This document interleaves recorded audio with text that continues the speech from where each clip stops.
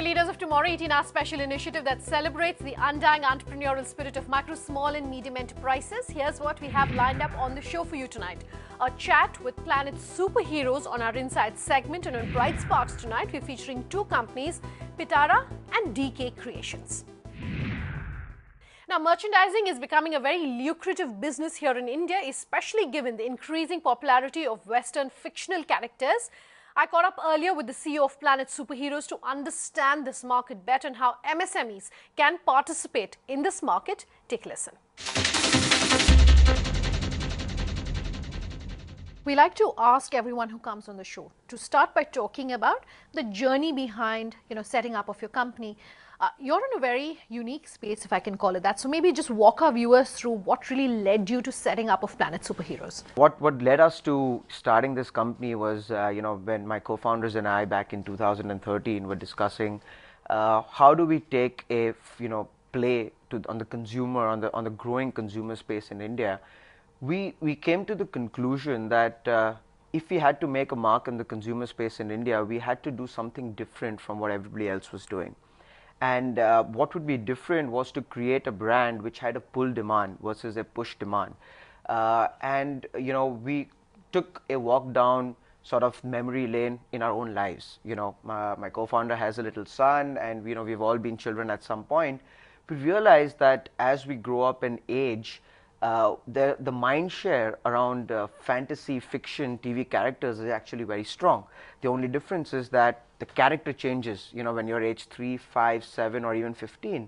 But this space itself has a huge mind share, and we said, why not we try and think of monetizing that mind share in the form of merchandise. How much of the content that you have and how many of the products that you have a very local angle to it? How much of it is, local characters, and if it's not, why do you think that's being held back? We do see that the local characters or the monetization thereof has really picked up very well over the last, I would say, couple of years, but it hasn't been so traditionally. And the reason being that for a character to become popular, to get mind share, and for us as merchandisers to actually merchandise these characters, we need the characters to be extremely popular, and this takes decades. As I was stating that Batman has been around for several decades, so has Mickey Mouse or any of the Disney characters. So while it's a good start, I think a lot of the local characters have started creating original intellectual property, and I don't think the time is too far, maybe 5 or 10 years down the line, where there would be there would be a very strong pull demand for these as well. What part of your merchandising and sale is done through online? A majority part of our business is actually online. In fact, we started off as an online first company. And when I say online, we of course have our own portal, planetsuperheroes.com. But as we expanded and we scaled, we also realized that we have to function and think like a brand. And when you think like a brand, you do not force your customers to buy at any one place. You be where the customer is. And that's the strategy where we actually channel out, via an omni-channel strategy. We have our own store, our first franchisee, 1,800 square feet store in Bangalore, another one coming up in Mumbai. And the goal is that we'll have 20 such stores by the end of 2017. Is GST or has demonetization, any of these moves that we've seen recently on the part of the government, have any of those had an impact on your business? And if it has, what's the kind of de-risking strategy that you have? Of course, our business was hurt the day demonetization was rolled out. But we took this as an opportunity to actually get away with COD.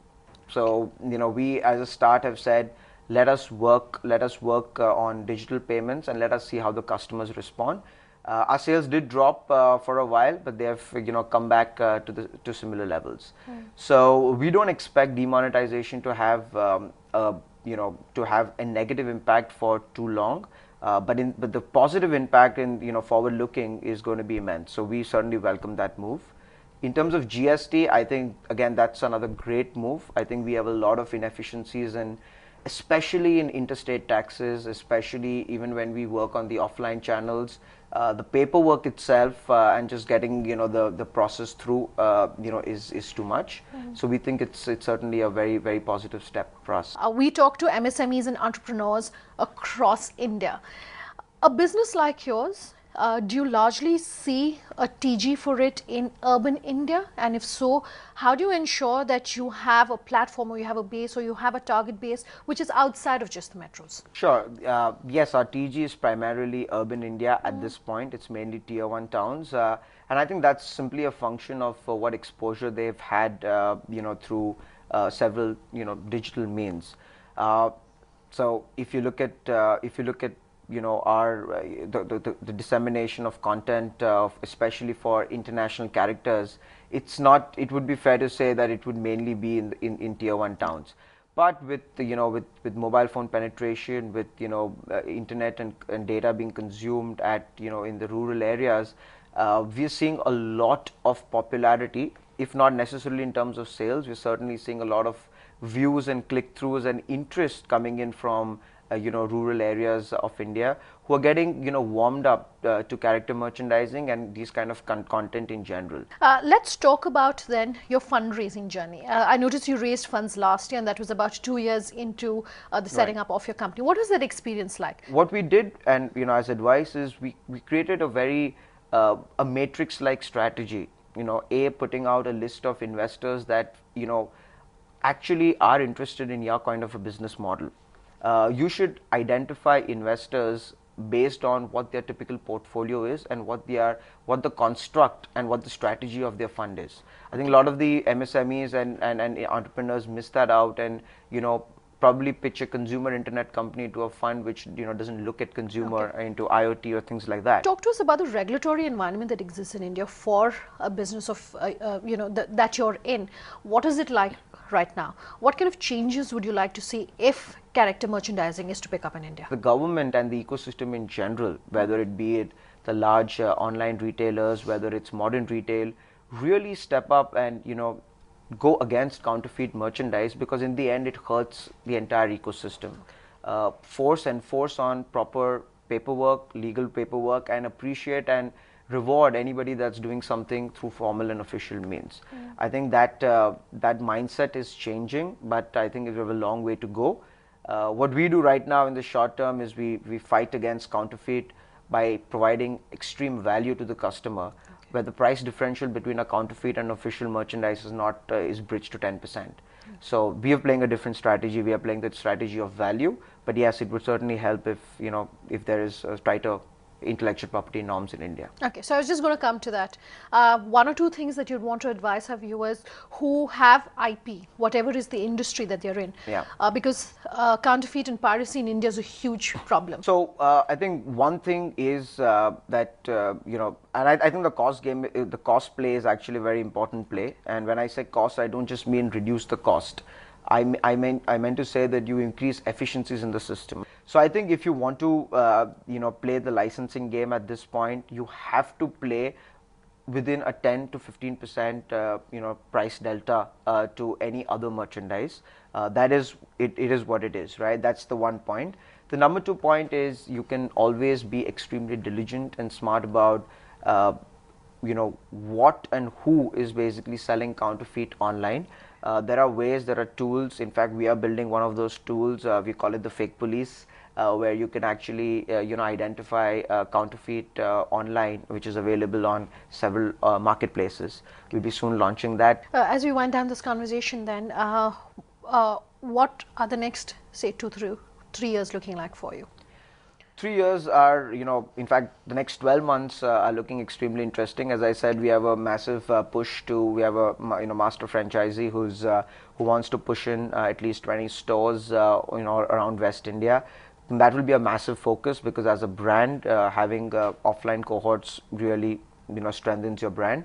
Number two is we would love to get more Indian characters, as you correctly said about being able to have local IP and create merchandise around it, and hope that it gets popular.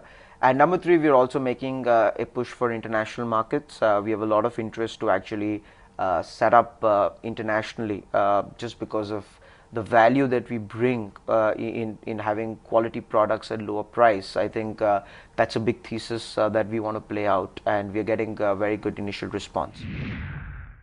Time for a break. When we come back, we'll feature Patara and DK Creations on our Bright Spark segment tonight.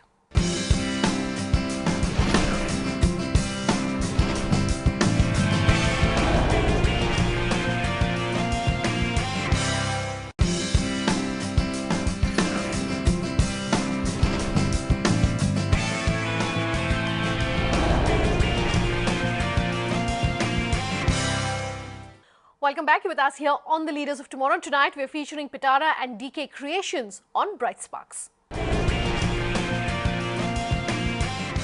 Mumbai is a city of dreams filled with dreamers whose passion is their art. And if you're looking to spend a weekend discovering poetry, art or theatre, or in fact an artist yourself, look no further than Patara, Mumbai's newest art venue, which allows artists and performers to showcase their art at this venue, no matter what that art is. Shubhangi Sinha ventured into this art arena to get you tips on turning your passion into a thriving business. Henry David Thoreau believed that this world is but a canvas to our imagination. Now, whether your canvas of choice is a guitar or poetry, Patara is a one-stop shop to satiate your love for the arts.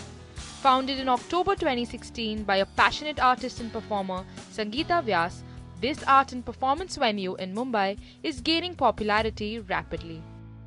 At Patara, Sangeeta, I understand that you're trying to build an inclusive environment for performers, artists, and in fact lovers of art as well. What was the inspiration really behind starting a venture like this?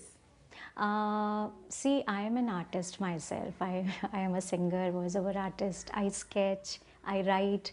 So, you know, there is a natural connection with other artists.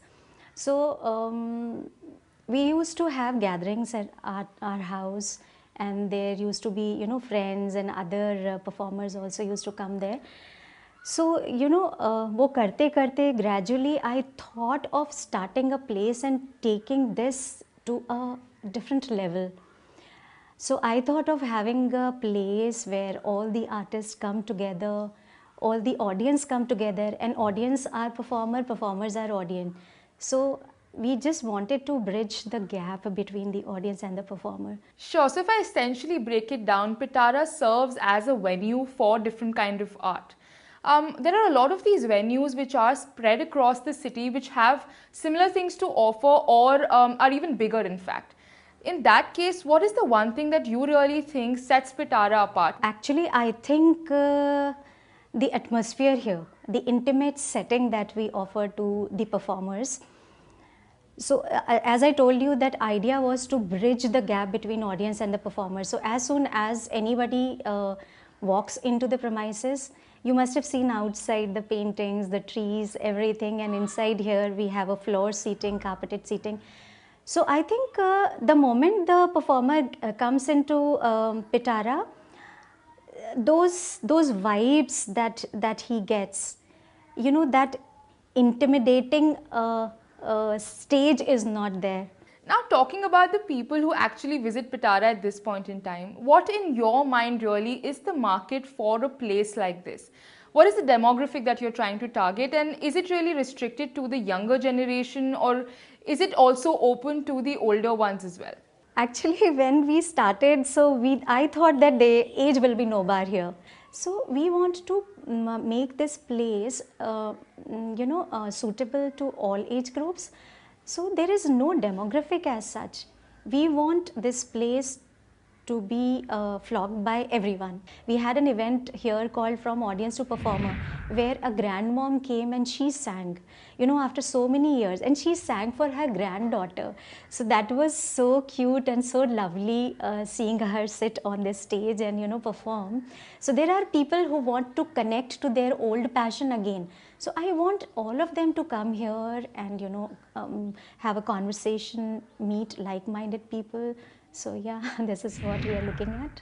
While I understand that you started this as a passion project really, what is the revenue model that you're trying to build? How is it that you're being able to capitalize on these various kinds of performances that this venue sees? That's the truth, that you start anything So commercials are fixed around that, there has to be some kind of revenue or something like that. We have two models here. One is revenue sharing model, which I think some of the spaces in Mumbai are offering, and the another is that our space is available for artists to come here for their play rehearsals. They can hire the place for their jamming. People can come here, they can have book launches here. Now, when one really walks into Patara, like you mentioned before, they are taken in by the ambience and the atmosphere. But I'm sure that there must have been some challenges that probably you had to defeat while getting to where you are today. So what would you really say are the biggest challenges that you had to face? The first challenge was to find a place to start a venture. I'm sure everybody who's starting a venture has this challenge. But ours was very different because, we wanted a place where art can be nurtured. So it took almost 2 to 3 months to find this property. And then once we settled down, the another great challenge was to reach out to the audience. How to tell people that there is an art space that exists in the bylanes of Goregaon West. Hoping to collaborate with more artists and possibly expand to another location, Patara, which means box in Hindi, is aiming to in fact unbox Mumbai's passion for art. Meanwhile, if poetry under a tree, listening to story recitals and painting to your heart's delight sounds like a good plan, visiting Patara, the art box, should be your modus operandi for the weekends. Wedding cake decorators and designers all over are always vying for the business of happy couples. One such custom cake designer is Mumbai-based DK Creations. Pooja Jain attended a DK Creations workshop herself to indulge in the baking of a wedding cake in the making, and here are some lessons learnt on how prioritizing innovation in an inundated industry can help win over both clients as well as the competition.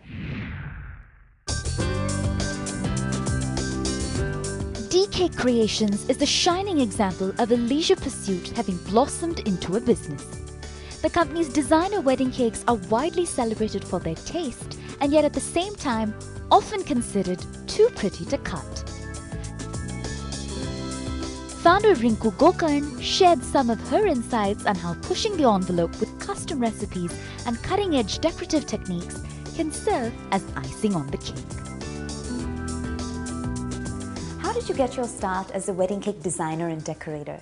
And was there perhaps a single moment where it dawned on you that you had the momentum to pursue this professionally?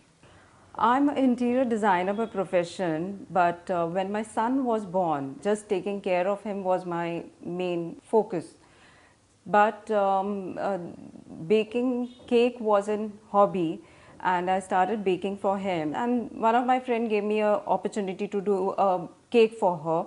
That is how, I got into designing wedding cake. But before taking her order, it was, I wanted to, get it technically right, and learned the techniques of how the wedding cakes are to be done, because it's not a single tier, single round cake, it's a tiered cake. So tiered cake is stacking of the cake, then decorating the cake, even the flavors which goes into it. So all those things you should know before taking the responsibility of, taking a wedding cake. Weddings are of course incredibly personal by nature, and therefore so are wedding cakes. So how do you keep the pool of ideas fresh when it comes to the combinations and permutations of frosting, filling, flavor, so on and so forth? My clients come with a lot of ideas because they know what they want. My main USP is to not to repeat my designs, but I try to give something different. For that something different, I have to keep on learning. So learning happens when I do a lot of practice, I do a lot of research, or I get trained from someone. Both the things go hand in hand, like taste as well as the look of the cake. When the client comes for meeting, the sketches are done, their inputs are taken, but I need to put it on the paper and show it to them that what they are thinking, this is what I can give you. And I always try to give more to the client so that they are happy, because the event wedding is once, It's not going to be again and again. Walk us through the more technical aspects of wedding cake decoration and design. How do these incredibly detailed but delicious themed and tiered cakes come to life? So while baking, you have to be very precise with your ingredients, the product which is going into it. We in our kitchen, we use all fresh products, nothing, no preservatives, then no pre-mix. Everything is made from scratch. That is our policy. Each tier we try to have different techniques, like we try to use sugar veil, we'll use onlays, we use stencil work, sometimes we do painting on it. We Indians like gold, so wedding cake, I have done, I think 85% of my all cakes have gold touch to it. Then we do flowers. The flowers are more realistic. So each petal is being cut and it's been wired, and then dusting is done on it and then assembled. So all these things need a lot of technique. That is what keeps me, being par to the market, and I'm able to give my client something new. Has the industry experienced a wave of innovation at all? And how important is it to upgrade your skill set to stay competitive in this business? Upgrading skill is very important. You can't say now I know everything. Recently I had done a chandelier cake. So that was, the client came and she told me, Rinku, I want something different. And she was the one who, showed me the picture, and I told, why not, we can do it. So that was something new which was introduced by us. Beyond the professional sense of accomplishment, what sort of personal satisfaction comes with the job? Professional satisfaction is when my clients suggest other clients. Like my 85% of my clients are the one who do recommend me to their friends and relatives. That is how my business has grown. And I have never done any kind of advertisement or any kind of branding till now. It's just by word of mouth, that is how it is spread. A local company adopting global best practices, DK Creations is well poised for expansion, growing organically in the face of rising customer demand. Parked at the intersection of passion and purpose, DK Creations is bringing brides and grooms all over, one step closer to marital bliss.